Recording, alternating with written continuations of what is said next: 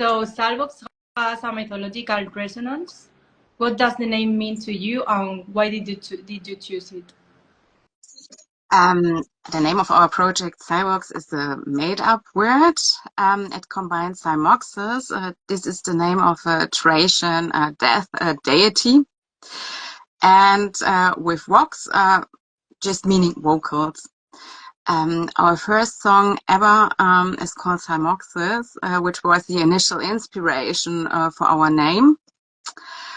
We like the sound of it, and the deity behind the name is also quite interesting, we think. However, we didn't originally intend to incorporate Greek mythology. It just happened that way. Yes, that's everything behind it. It's There's no a big really story. cool name. What sparked your creative connection in 2023? And how did the initial exchange between Rivi's sounds and your voice unfold? Rivi and I have both been making music for quite a while, and we have more or less directly experienced or followed each other's work over the years. So we got in touch by chance on Facebook and started, yes.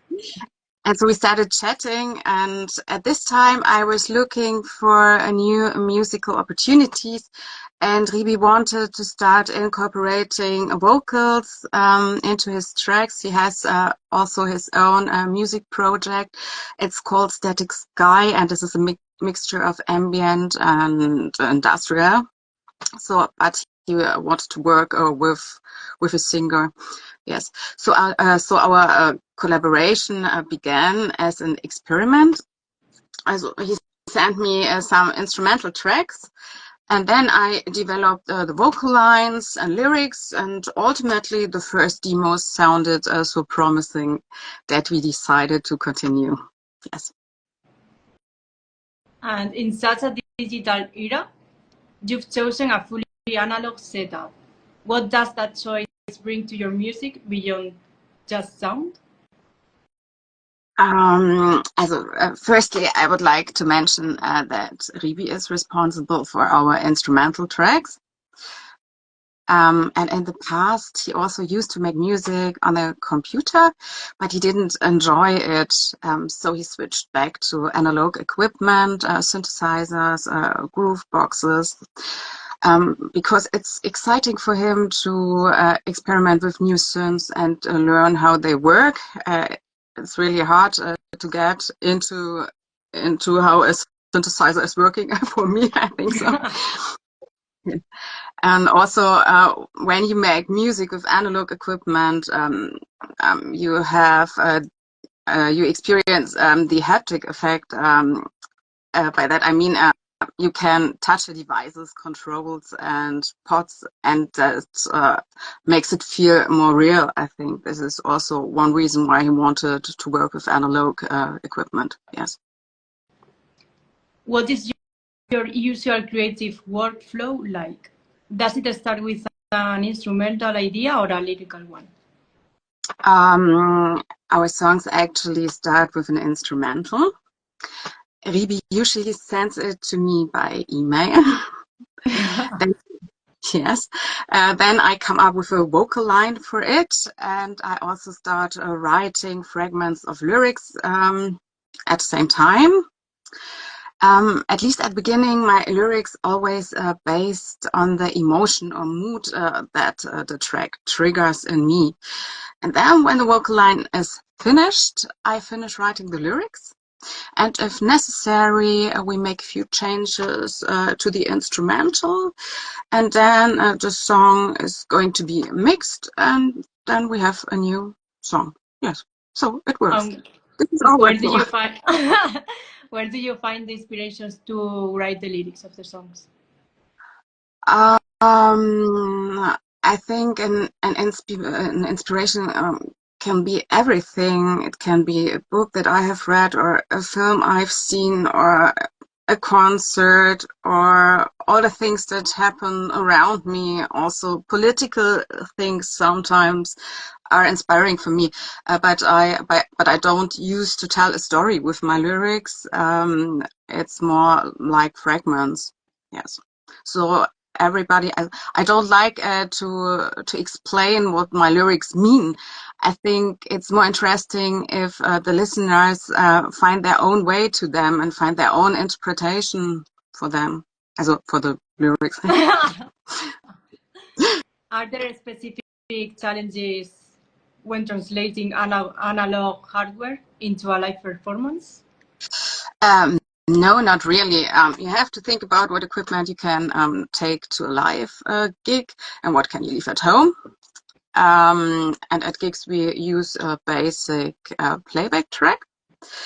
And then Ribi adds a synthesizer, pads, and drums live.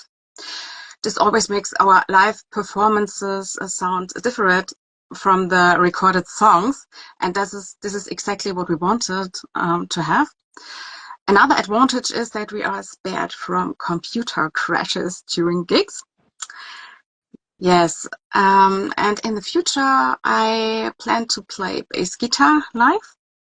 This we want to integrate in our live set, and we will start with it in the autumn with our next gigs. Yes. That will be really amazing to see. Yes, I hope so. Yes, but I really look forward to it. It is a little bit challenging, I think, but I love challenges. Yes. The Zalvox 6-peak EP is dense, intimate, and melancholic. I love that word. Yes, I also like it very much. What story or emotion were you trying to channel through those 5 tracks? Essentially, we didn't intend to convey a specific story or emotion through our songs, as we both like dark, electronic, and melancholic music. It's only natural, I think, that our music sounds the way it does. From the beginning, our music project was, as I told before, just an experiment. And so we were just really happy that we managed to finish 5 songs that we felt could be presented to the world. Yes, and so we are just happy about doing that. It was your destiny. Yes. Yes, I think so, maybe.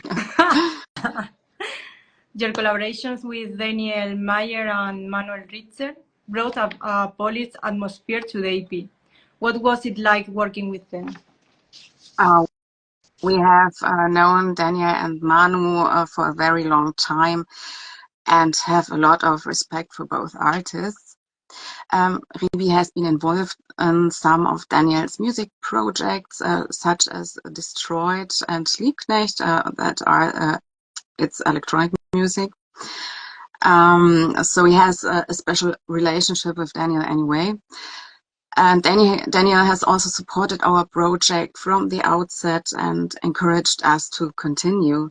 So we are extremely grateful to him for that, what he's doing for us. So what about Manu? We are also very happy that Manu is mastering our songs, because I think he understands how to put the finishing touches to the songs. Yes, Manu has his own company. He produces DIY synthesizer kits, so you can build up your own synthesizer with that. I think that's really interesting, and he's also a musician. He has an ambient project, it's called Xabek, and he was also a member of How Job, the project, one of the or best known projects from Daniel Mayer. Yes, so that's the relationship behind. And we are really grateful that we can work with both of them. Yes. Your version of Ice Machine feels personal. Why that particular song, and how did you make it your own? So this was the idea of Ribi, because in his younger years, in the early to late 80s, Ribi was a big Depeche Mode fan, and there was one B-side that he had loved from the outset. This was the song Ice Machine, and he always wanted to cover the song, and he suggested covering Ice Machine, which I found very interesting, especially because it's a lesser known Depeche Mode song. So we did it, and I really like our cover version of it. Yes. I have to say I'm not a big Depeche Mode fan, but I really love the song. Yes. I No. really like your version because I was listening to it the other day. Yes. Thank you. How did you adapt such an intimate studio-born project into a live format? What do you aim to transmit on stage? So at first I have to say it's always wonderful if you have a good live sound and a good light technical. I think without that you can transfer your music not really good to the audience, and it's essential for conveying the music well. We are simply dependent on the conditions at the venues, and that can be sometimes, it's always a surprise. Yes, it can be sometimes really good, but it can also be really bad. So this is the most important thing. And we don't have a fully developed concept for our live shows. We want to appear authentic. But in the future, we will incorporating visuals into our performances. We like morbid urban landscapes, abandoned places, and geometric black and white shapes. And we think such themes and motifs go well with our music. And I think they can make that the audience can go deeper into our sound. Yes. Are there any rituals, symbols, or visuals that you consider essential to your stage identity? No, not really. As I told, we want to integrate the visuals, but we don't use any rituals or symbols. No, that's not our thing. I think so. Nothing like Yes. in the movies. No. How do you view the current scene in Europe? I would say that the synth scene doesn't really exist in that way. There are so many different types of electronic music and so many sub-genre, and so I think it's impossible to speak of a homogeneous scene. Synths are even used to some extent in rock and metal music. You can find them everywhere. But what I really like is, if you take a look at the dark electronic scene, that you have more and more female artists, DJs, and producers. And this, I think, this is really, really good. Yes, for example, we can take Sanyas and also her project Linea Aspera or Black Nail Cabaret, or also Aunt from France. She is not longer active, I think so, but I think she was always such a powerful woman on stage and with everything around her. So you will find, or you can find now more and more women which go such a way like her. Or let's take a look at O Animaux. I don't know. Do you know O Animaux? Yes, of course. I love her music. Yes. She's really great. Yes, she's a perfect one woman show, and she rocks the stage, the venues, everything. I think. Well, I have a lot of respect for her. Yes, and her work. Yes, Yes. she's really amazing. I did an interview with her too. Cool. Because I discovered her music as I discovered yours while Yes. scrolling on Instagram. Yes. If Zalvox were a film, what would the final scene look like? I think it would look dark, dystopian. Maybe we would have a lost place landscape, or maybe we would have a dark wood without any human beings. Yes. What we need in the real life. Yes. Is there a question you've never been asked in your life that you wish someone would ask you? No, I don't think so. No. I think I really like your questions, and I think they are really good, and that's absolutely enough, I think. Yes. Yes. What excites you the most right now beyond music? I really love running because it helps to focus me, and it's good for my health. Yes, and I also love going to concerts, and I like to listen to music. Yes, and I also like reading.